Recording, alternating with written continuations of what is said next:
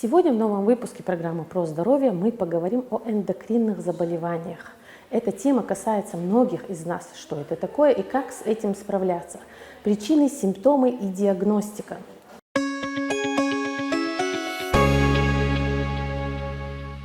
Эндокринные заболевания связаны с нашими гормонами, веществами, которые регулируют множество процессов в нашем организме. Они вырабатываются специальными железами, такими как щитовидная железа, поджелудочная и надпочечники. Когда они работают неправильно, могут возникать различные проблемы со здоровьем. Понятно-то понятно, да не все. Куча вопросов. Спрошу я лучше у специалиста. Что такое эндокринная система и на что она влияет? Эндокринная система – это масштабная специальность, которая отвечает за работу внутренней секреции. Сама эндокринная система, она контролирует работу всех систем и органов, вырабатывает гормоны. Мы знаем такие эндокринные органы, как гипофиз, гипоталамус, щитовидная железа, околощитовидные железы, поджелудочная железа, надпочечники, гонады. Самыми различными заболеваниями является именно распространенным это сахарный диабет, это нарушение работы поджелудочной железы. На втором месте по заболеваемости у нас идут болезни щитовидной железы, это гипотиреоз, гипертиреоз. Также у нас идут заболевания надпочечников, это нарушение функции надпочечника, системы, это феохроматостома, альдостерома заболевания.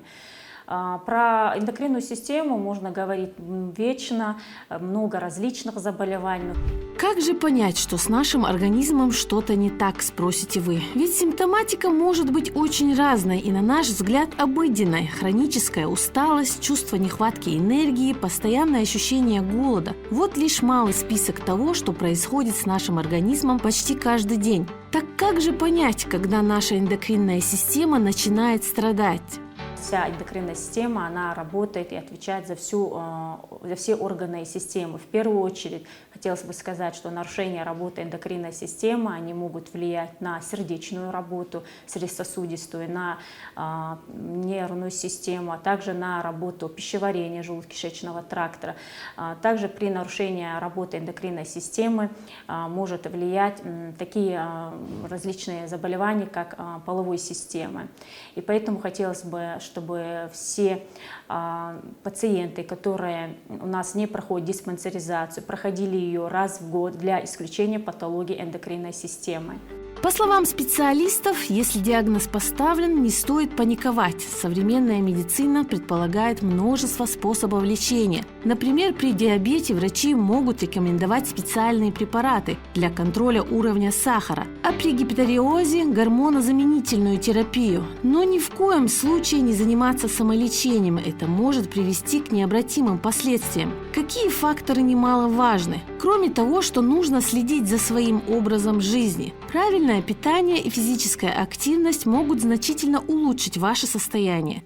Если у вас появились такие симптомы, как усталость, сердцебиение, перепады настроения, толчки артериального давления, изменения со стороны желудочно-кишечного тракта, отеки лица, нарушение цикла, вам необходимо обратиться к эндокринологу.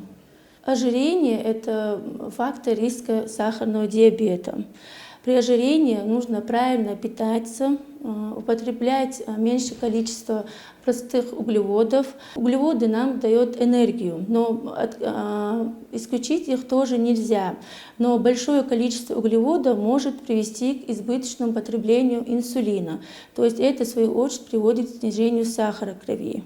Также важно поддерживать друг друга. Если вы или ваши близкие столкнулись с эндокринными заболеваниями, не стесняйтесь искать помощь. Существуют группы поддержки, где можно поделиться опытом и получить советы. Например, на базе Республиканского эндокринологического диспансера открыта школа, где каждый пациент может пройти обучение по правильному питанию. Там собрана вся информация, которая может пригодиться людям с эндокринными заболеваниями. Также проводятся занятия, на которых рассказывают о том, как правильно составлять рацион, какие продукты стоит выбирать, а какие избегать. Эти знания помогают не только самим пациентам, но и их родным и близким, которые могут поддержать их на пути к выздоровлению. Это диетотерапия, в первую очередь, что можно, что нельзя кушать. и в каких количествах. Это получается, вот, например, хлеб. Знаем мы белый, черный хлеб. Сколько его можно съесть за один раз? Например, на завтрак. Сколько кусков хлеба можно? Сколько можно? 2 куска. 2 кусочка, да, верно. Но и то не белый или же, да, ну, чисто цельнозерновой из ржаной муки, например. Из фруктов. Фрукты, какие фрукты нам можно? Например, сливы. Сколько слив можно за один раз? Пару штучек, да. Виноград, как мы все знаем, нельзя. Бананы тоже кушать нельзя. Груши, естественно, тоже. Фрукты, естественно, кушать в первой половине дня, после ужина не злоупотреблять. Последний прием пищи у нас должен быть максимум в 7 часов вечера. После этого, после приема вечерних препаратов, будь то пациент на таблетках или же на инсулине, это уже идет легкий какой-нибудь перекус безуглеводный. Некоторые заболевания в первое время могут никак себя не проявлять и протекать бессимптомно. В этом и заключается вся сложность ситуации. Ведь выявление на ранней стадии любого недуга – это ключ к успешному лечению. Именно поэтому так важно проходить вовремя плановую диспансеризацию. Это не просто формальность, а настоящая возможность обнаружить болезнь на ранней стадии и предотвратить ее распространение. Обследование эндокринной системы в первую очередь входят те пациенты, которые у нас включены в зону риска. Это пациенты с ожирением, пациенты с проблемами, нарушениями работы сердца, пациенты с нервной системой, пациенты, которые длительно находятся на стрессовой ситуации, курящие наши пациенты. Не важно возраст, важно сами риски, поэтому те, которые у нас имеют риски заболеваний, они в первую очередь должны проходить обследование на предмет патологии эндокринной системы. Обратиться к врачу-эндокринологу необходимо, если у ближайших родственников имеется какая-либо эндокринная патология, сахарный диабет, заболевание щитовидной железы. Вы страдаете избыточным весом, у вас появились симптомы, усиленное сердцебиение, потливость или сухость кожи, утомляемость или раздражительность, изменение окраса кожных покровов. Вы планируете беременность или есть проблемы с ее наступлением. Вы уже имеете эндокринное заболевание и вам требуется наблюдение и лечение. Для диагностики эндокринной патологии применяется комплексное обследование, которое включает в себя тщательное изучение анамнеза пациента, а также анализы на содержание различных гормонов и веществ в крови. Важно учитывать не только текущие симптомы, но и историю болезни, образ жизни и наследственность. В процессе обследования врач может назначить ряд лабораторных тестов, таких как анализы на уровень тиреоидных гормонов, инсулина, кортизола и других важных биомаркеров.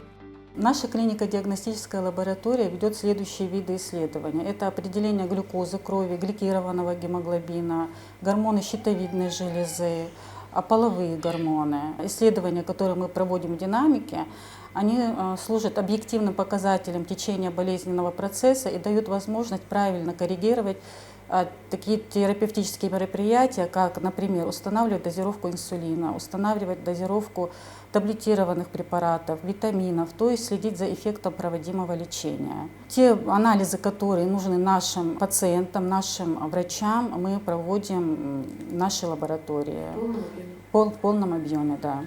Также могут быть проведены дополнительные исследования, такие как УЗИ щитовидной железы или других органов эндокринной системы, компьютерная томография или магнитно-резонансная томография. Если это необходимо, такой подход позволяет получить полное представление о состоянии эндокринной системы пациента и выявить возможные отклонения на ранних стадиях. Чем раньше будет установлена точная диагностика, тем эффективнее будет лечение.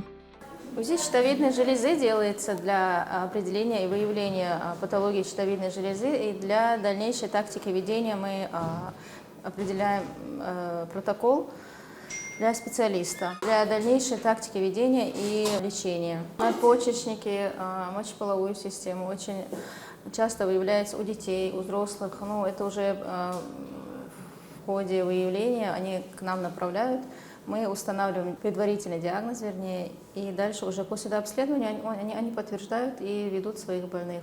Дальше мы уже наблюдаем в динамике, то есть больной приходит раз в полгода, и после лечения смотрим, какую сторону у него дальше идет. Можно еще обследовать осложнения у диабетиков. Их бывает очень много, начиная от глаз и заканчивая пяткой. То есть сосудистая система, почки страдают, давление поднимается, сердце. Все органы мы уже обследуем в плане осложнений, ищем осложнения. Эндокринные заболевания – это группа проблем со здоровьем, возникающих из-за нарушения ее работы. Это происходит из-за различных желез, которые производят гормоны и регулируют важные функции организма, такие как обмен веществ, рост и размножение. К железам внутренней секреции относятся поджелудочная железа, щитовидная железа, паращитовидные железы, надпочечники. Все они продуцируют множество гормонов, которые регулируют важнейшие процессы в организме – рост и развитие, обмен веществ и настроение. В результате неправильного функционирования системы могут возникать эндокринные заболевания. Эндокринная система – это система желез, которые вырабатывают, выделяют в кровь гормоны. Эти гормоны играют важную роль в функции организма, таких как рост, размножение и метаболизм. Основным распространенным заболеванием эндокринной системы на сегодняшний день относятся сахарный диабет, заболевания щитовидной железы – это гипотиреоз, гипертиреоз, заболевания паращитовидной железы, остеопороз, гестационный сахарный диабет, надпочечниковая недостаточность и другие. А вот дисфункция может затрагивать железы, секретирующие гормоны, рецепторы внутренних органов к гормонам, сами гормоны, на которые непосредственно влияют. В любой из этих точек может возникнуть сбой, вызывающий широкомасштабные последствия для организма. В мире неуклонно растет распространенность эндокринных заболеваний.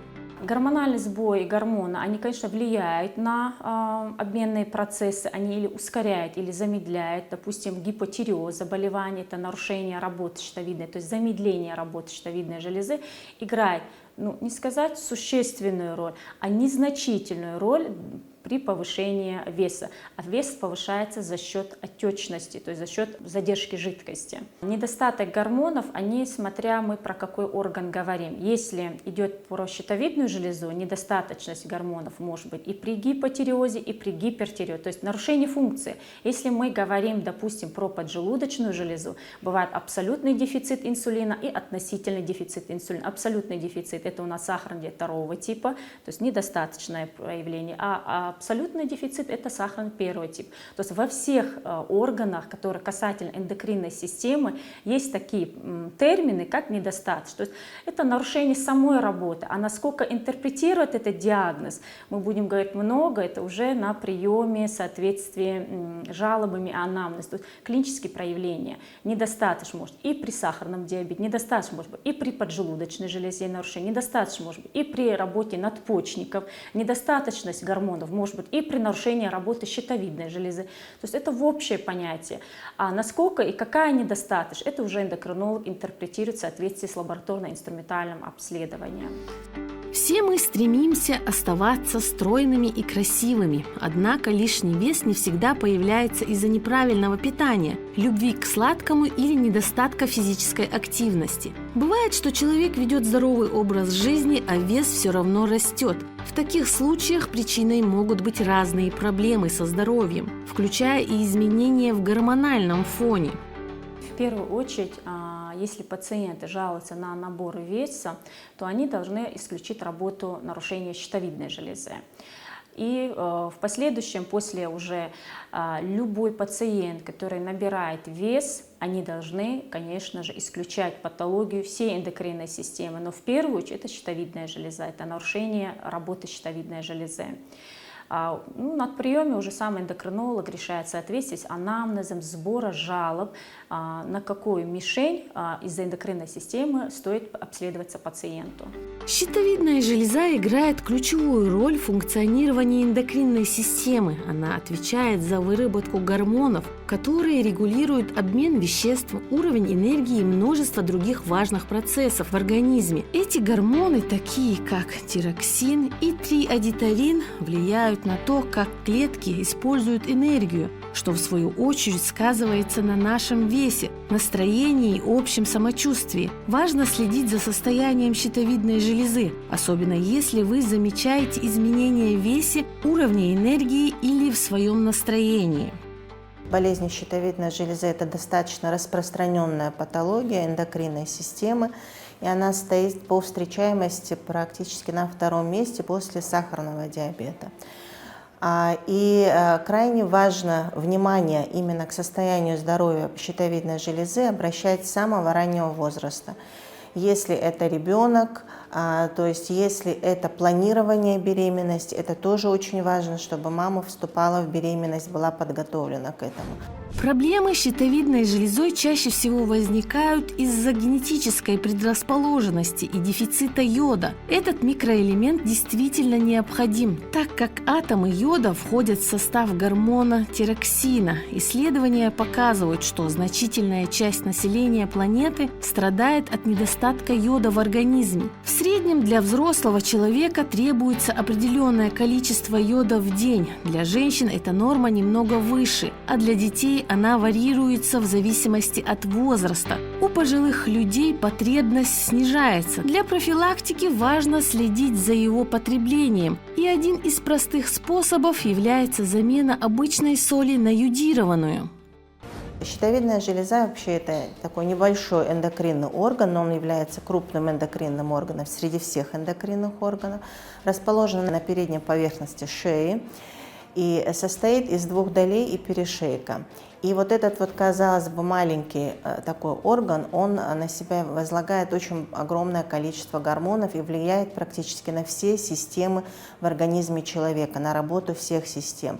Это и обмен веществ. Крайне важно, почему я говорила именно про маму и про внутриутробное развитие, потому что именно на этом этапе жизни, так скажем, крайне важно, чтобы адекватное было количество гормонов выработано и чтобы правильно развивалась щитовидная железа. Почему это? Потому что в эти моменты во внутриутробном периоде идет закладка нервной системы и в целом развитие правильного организма у ребенка. И если мама испытывает дефициты какие-то определенные, то, соответственно, может быть такое встречающееся заболевание, как гипотиреоз у ребенка врожденный, может быть более серьезных каких-то степенях, то это воздействие на его умственное развитие и так далее. Соответственно, после вот эта вот йодированная соль, помимо этой йодированной соли, еще есть групповая профилактика. Это групповую профилактику входит это дети, беременные женщины и кормящие мамы. Вот они нуждаются не только в употреблении йодированной соли, а еще в употреблении дополнительных препаратов, именно йод содержащих.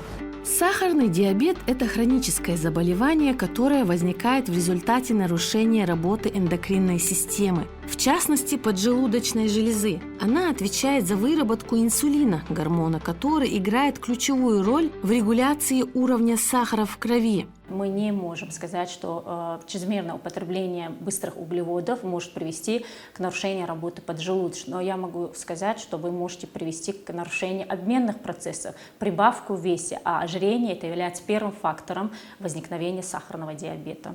Профилактика эндокринных заболеваний в первую очередь это является модификация образа жизни. Это физическая активность, это применение йодированной соли, если мы исключили нарушение работы собой щитовидной железы. Также профилактикой является правильное питание. Правильное питание, что входит? Это исключение быстрых углеводов и применение в рацион питания больше клетчатки, медленных углеводов. А также профилактика эндокринных заболеваний является здоровый образ жизни. Это исключение табачных изделий для мужского пола, именно я хотела бы сказать. Также ограничение стрессовых ситуаций. Стрессовая ситуация, она также влияет на работу поджелудочной железы. Хотелось бы сказать в первую очередь, что факторами риска сахарного диабета может быть и стрессы. То есть длительные стрессовые ситуации, они могут влиять. Также длительные стрессовые ситуации могут влиять на работу щитовидной железы. Мы часто увлекаемся самодеятельностью и, начитавшись советов в интернете о различных витаминах, начинаем принимать их без консультации с врачом, полагая, что это принесет только пользу. Однако специалисты предупреждают, что бесконтрольный прием витаминов может иметь негативные последствия для здоровья. Хотя витамины действительно необходимы для нормального функционирования организма, их избыточное или неправильное употребление может привести к токсичности и различным проблемам. В первую очередь хотелось бы про йод сказать, то, что вы мне озвучили по поводу недостатка. Нет такого термина. Есть эндемический зоб. Это причиной является недостаток употребления йода. На сегодняшний день масштабной профилактикой всех заболеваний щитовидной железы является применение йодированной соли. Исключением являются беременные кормящие, которым мы должны в соответствии с клиническими рекомендациями назначать уже физиологическую дозу йод-препарата. По поводу недостатка витаминов. Нет такого диагноза, мы подходим индивидуально. Допустим, возьмем всем нашумевший витамин D3, D-гормон. Мы его назначаем с целью профилактики только пациентам, которые входят в зону риска. А также мы лечим, то есть мы назначаем лечение, мы назначаем терапию определенную только в соответствии с результатами анализа D3. Все органы в нашем организме взаимосвязаны, и эндокринная система играет ключевую роль в поддержании этого баланса. Гипотиреоз, который характеризуется недостаточной выработкой гормонов щитовидной железы, может оказывать влияние на множество функций организма, включая обмен веществ, уровень энергии и общее состояние здоровья. Если обратить внимание на гипотиреоз и принять соответствующие меры, проблему можно решить. Гипотиреоз – это сниженная работа функций щитовидной железы, это снижение продукции тиреотропного гормона, проявляется такими жалобами, как утомляемость, снижение работоспособности, сонливость, сухость кожных покровов, нарушение или прибавка в весе. Также гипотиреоз, он очень влияет на работу сердечной системы, также влияет на работу желудочно-кишечного тракта. Пациенты могут жаловаться на запоры, то есть нарушение обменных процессов. Гипотиреоз успешно лечится заместительной гормональной терапией, главное компетентно вывести диагноз. Очень часто мы сталкиваемся с такими случаями, когда пациенты занимаются самолечением или применением различных БАДов. Гипотиреоз – это нарушение функции работы щитовидной железы. Я, как уже говорила, это снижение выработка гормона. То есть гипотиреоз лечит только заместительной гормональной терапией. И никакими БАДами мы не сможем компенсировать работу щитовидной железы. Современная эндокринология обладает широчайшим арсеналом средств и инструментов для определения различных заболеваний, нормализации работы эндокринной системы и возвращения пациенту прежнего качества жизни. Большинство патологических состояний успешно преодолевается при условии соблюдения назначений врача, улучшения образа жизни и постоянного мониторинга динамики заболевания. Берегите себя и своих близких и будьте здоровы!